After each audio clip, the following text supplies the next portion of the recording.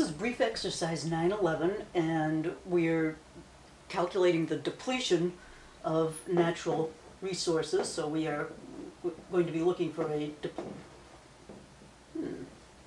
depletion rate. There we go. So we're calculating some depletion there. It's a little crazy looking. We start off by calculating the rate. So we take the total cost of the resource, which is $7 million. We deduct the residual value. This would be what the land is left after we're done doing whatever we're doing. And in this problem, the residual value is 0. It would be similar to the salvage value for our plant assets.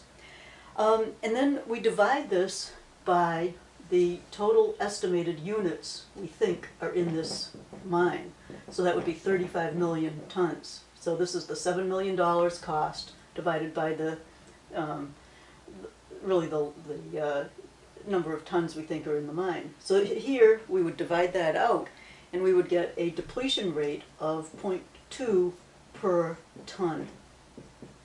Okay. Second step is we actually mined and sold 5 million tons. So we would simply go for the 5 million tons that we actually sold this year times the 0.2, and that would give us our depletion expense for the year of 1 million.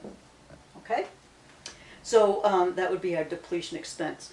And so we could do depletion expense and accumulated depletion, or we could do a debit to depletion expense and a credit to mine, M-I-N-E.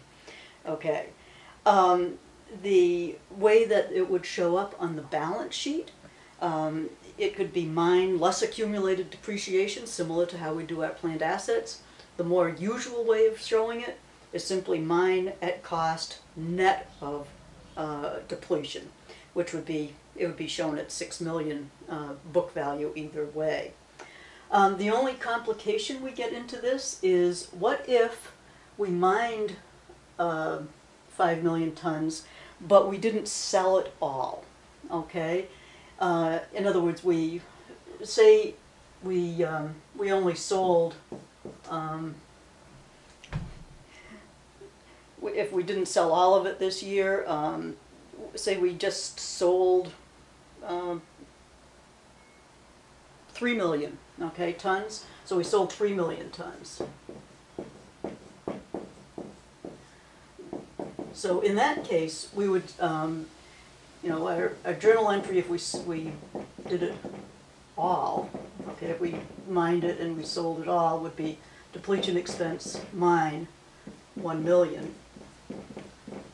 But if we didn't sell it all, we would still have some of it in inventory.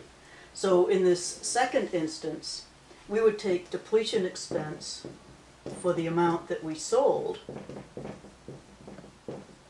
which would be our 20, you know, our rate times the amount that we sold, which would be the 3 million tons. Okay, so that would be our depletion expense, which would be our 600,000. The rest would be in inventory because we didn't sell it. We still have it, so we can't tell our books that we didn't, and that would be the 0.20% times the 2 million tons that we still have in inventory, and so that would be our 400,000. But we still have mined it all, so it's not in the mine anymore, so we still reduce the asset by the full million. Okay, so that's how your depletion calculations work. It's very similar. It's a units of activity method where the unit is going to be in tons in this case.